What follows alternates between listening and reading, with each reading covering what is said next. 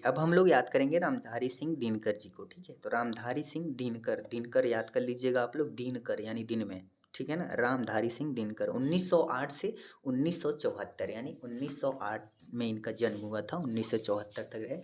तो देखिए रामधारी सिंह दिनकर जो है 23 सितंबर को हुए थे। कब हुए थे? 23 सितंबर, ठीक है। तो याद रखिएगा 23 सितंबर 1908। बेगूसराय, बिहार के रहने वाले थे। अभी तक उत्तर प्रदेश के बारे में बात हो रही थी, अब बिहार में चलते हैं, ठीक है। तो दिनकर जी बिहार में हुए थे। कहाँ हुए थे? बिहार में, बेगूसराय, ठीक है ना। तो दिनकर जी बेगूसराय में हुए थे, ठीक है ना, बेगूसराय।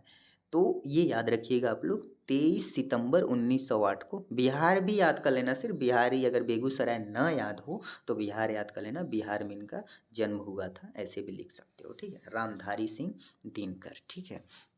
रामधारी, ठीक है ना, रामधारी की तरह जो है कि दिनकर यानी दिन में, ठीक है। तो ऐसे याद कर लीजिएगा रामधारी सिंह दिनकर। 1908 में इनका जन्म हुआ था। कब हुआ था? 1908 में 23 सितंबर। कब? 23 सितंबर, ठीक है ना, यानी कि 23 सितंबर को इनका जन्म हुआ था। किनका? रामधारी सिंह दिनकर का। मुख्य कृतियाँ इनका देख लीजिए। मुख्य कृतियाँ, अब रामधारी ही थे तो दिनकर में ही, तो दिन में कुरुक्षेत्र, जैसे लड़ाई उड़ाई समझ सकते हैं आप, जैसे कुरुक्षेत्र इनकी कृतियाँ हैं।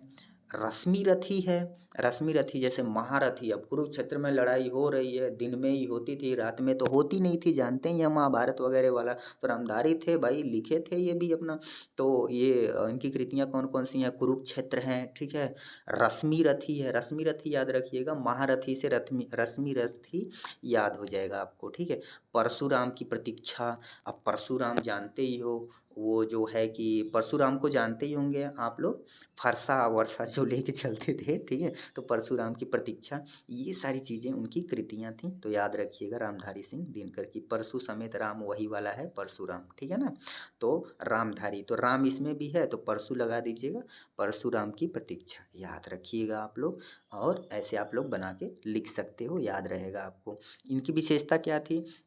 ये राष्ट्र कवि के रूप में प्रसिद्ध थे, राष्ट्र कवि के रूप में।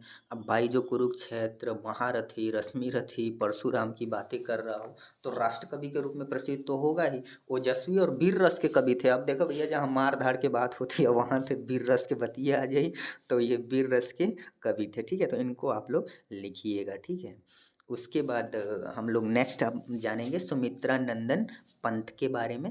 नेक्स्ट वीडियो में देखते हैं सुमित्रा नंदन पंत।